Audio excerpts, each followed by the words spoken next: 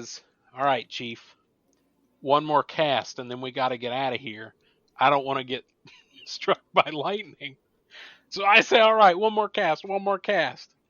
And I cast with my little Rebel wee crawl crankbait, and I'm reeling it in, and it bumps a rock, and out of nowhere, the biggest Garbage fish. sheephead that I have ever caught crushes this Rebel wee crawl.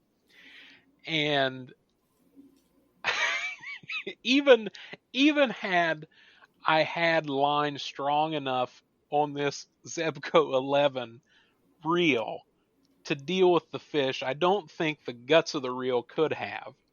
So I've got the drag turned way down, playing this fish for a solid 45 minutes. All the while, the storm is Rolling. I mean, almost right on top of us. Like, the hair was standing up on the back of my neck. That's how close the storm was. And we finally land the fish. And I pick it up and I'm like, Zach, I can't see. It's so dang dark. I'll hold my phone for light. You get the hooks out of its mouth. And Zach grabs a pair of pliers, rips the hooks out, and says, I'll buy you a new stupid crankbait. We got to get out of here before we die. I ruined that rebel crawl. I'll have to see if we can dig the picture up so you can post it so that people can see the picture of the fish. Oh, I've got it in there somewhere. I know it's in my Facebook memories. It Oh, it was a beautiful fish. It was a great fight, just at the worst time in the world. I could agree with that. Had it been any other time, I would have sat right there. I would have delicately pulled these little hooks out of this fish's mouth. Tiny treble hooks. I don't know how the hooks withstood the fish without straightening. I have no idea. They couldn't withstand me, though. I was ready to get out of there. Yeah. To date, I think that's the biggest fish I've ever caught. It was a nice fish. So, all of that just to get back to the Scioto River, catching any fish you can think of. Right, anything.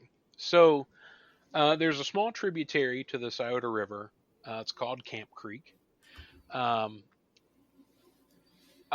Myself and our friend Justin that we mentioned earlier, we drive out. We find where we're going to launch by Camp Creek, and we unload our kayaks. And before we even start the trip, to get to the water, you had to drop your kayaks over, I'd say, probably a 15-foot bank. Now, I'm not saying push them to the edge, drop them, splat. You had to lower them down piece by piece. And I was thinking before we got started, I don't know about this. Once again, what have I got myself into? I find myself thinking that a lot when I go kayaking. But we got launched finally, and we got started. And there were some sketchy moments where on the river, the current got moving pretty quickly, but really all it took was just a little bit of forethought when you're approaching any fast moving water and knowing how to pilot your craft, you know. And after that trip, I've made 3 trips, I think. I think we went back one more time that year. And then last year, in my Bonafide, we went again. And even though, because it's about a 6 to 8 hour paddle, the places that we go, it's one of my favorite places to go just because it's so completely random. Just like Paint Creek, like you talk about. You can catch anything and everything out of the Scioto River. Well, you had a pike on, didn't you? It was musky, I think. I didn't get to land it. We took video of it, and it is heartbreaking, by the way. I was talking to my wife. This is when we went last year. My wife Sarah went with us, and my erstwhile fishing buddy Justin when Zach's unavailable. Um, I don't even remember what we were talking about, and I was just fishing with a random crankbait out of a mystery tackle box, and I was fishing, and I got a bite, and I was like, oh, I hooked a catfish. Let me catch this catfish because the way that it was digging its head, um, and giving the head shakes, I thought it was a catfish. So I fought this fish, and it came up to the surface pretty quickly, which is odd for a catfish. And it shot straight up and jumped out of the water, and I freaked out. I lost my mind, and it fought, it swam under and kicked off the bottom of my boat and jumped two or three more times, just magnificent, straight out of the water jumps. And I got it tired down, and I paddled my boat to the shore, and I got out of my kayak, and I was getting it to the shore to be able to land this fish. And right as I put hands on it, it gave one final head shake and broke the line.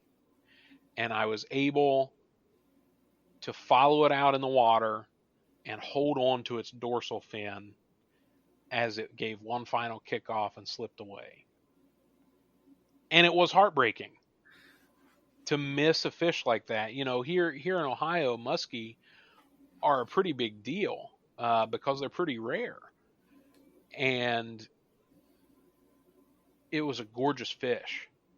But it's the things like that that keep me looking for the new bodies of water and wanting to go back to my usual haunts. Yeah, and looking at the area from a distance now, getting to those new places sometimes is a pretty big issue because access to the water can be tough. Mm-hmm. That's one thing out here with the bodies of water. Most of them are located within a national forest, right? So you can get in them anywhere. Out there, most of the bodies of water are surrounded by private property. Oh yeah. We actually, if you remember, you and I ran into a little bit of problems with that when we tried to plan a trip down the Big Soda River with a gold prospectors. Yeah. Club. And that was a place that, in my childhood, I went down to that exact spot every week without problems. Mm-hmm. And then that all got taken away. Just snap of a finger. Well, when ownership changes hands, you're always dealing with new people. Yeah. But I don't know that that's something that the state of Ohio can fix very easily. It seems like getting landowners to give a right of way of some kind to a body of water is really tough. Mm-hmm. Well, I remember to reference stories of old that my dad used to tell, and my uncle, his brother, used to, anywhere around here, you could go through any farmer's field, through anybody's backyard, and get to the river. And then too many people started doing it, and too many people started partying and drinking on private property and not cleaning up their mess. And as is the tried and true way of things, a few jerks ruined it for everybody. No. So in a lot of these places where private land borders public waters, you really, in the truest sense of the meaning, have to know somebody to get access. That's absolutely true. And for families like mine and families like yours, I mean, I don't want to pat our own back, but a lot of people know who we are. Mm-hmm. Oh, They're more for good or for worse. Yeah, that's true. Getting people to talk to you and go, oh yeah, my grandpa was Corbett Jenkins. And they go, oh my God, I know Corbett for a long time. He drove my school bus, blah, blah, blah, blah, blah. Yeah, you can go in here. That's fine. Not everybody can do that. Right.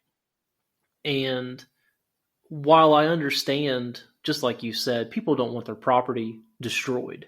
Mm-hmm. At the same time, not knowing how to get to a body of water can prevent some people from trying these new places. You mentioned Ohio Brush Creek.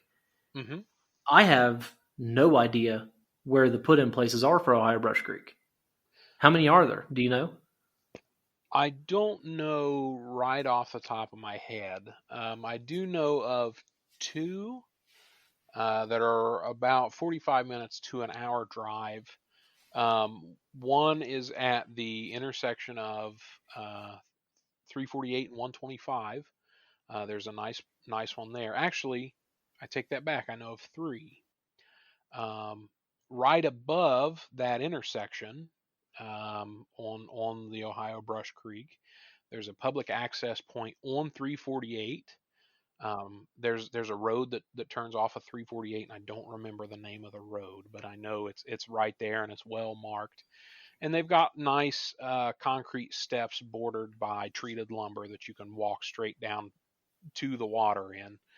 And recently, this is something that you didn't get a chance to see in person, but I'm pretty sure I shared it on Facebook. The ODNR redid a public access point near Serpent Mound pretty recently, and they garnered a lot of support for that because in the past, from what I read, it was pretty well just a straight drop off, and not even just a steep bank. From the things I read, it was a sheer drop off about 5 feet from the bank down to the water. So it was a real struggle to put in there.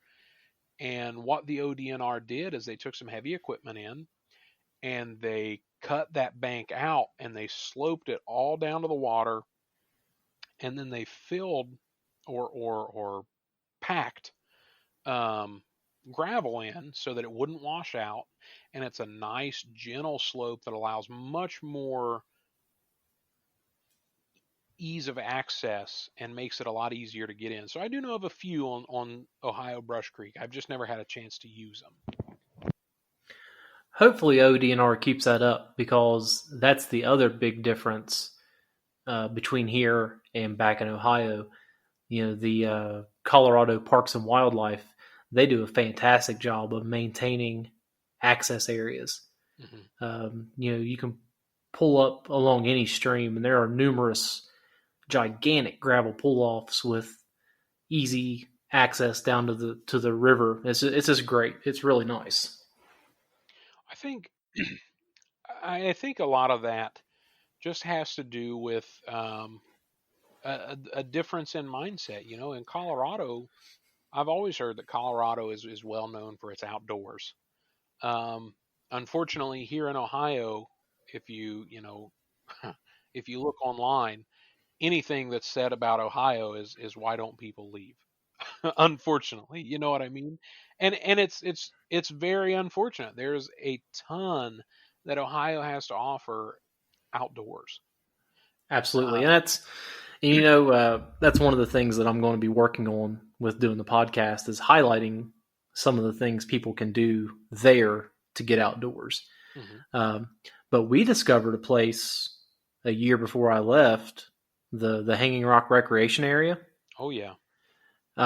Just to talk about it for a minute, it's just a bunch of strip mines that have been filled in, and ODNR stocks certain ponds of fish. It's also a very highly used uh, recreational vehicle area, four-wheelers, side-by-sides, things like that. And can't you hunt up there as well? Yeah, you can hunt. I went squirrel hunting up there. Hmm. But that place is fantastic. It's also highly littered. Yeah. There is garbage everywhere. And it's a shame, because me and you went up there and had probably the best single day of fishing I can remember. Yeah. I don't think um, I can think of another time that I went somewhere on public land.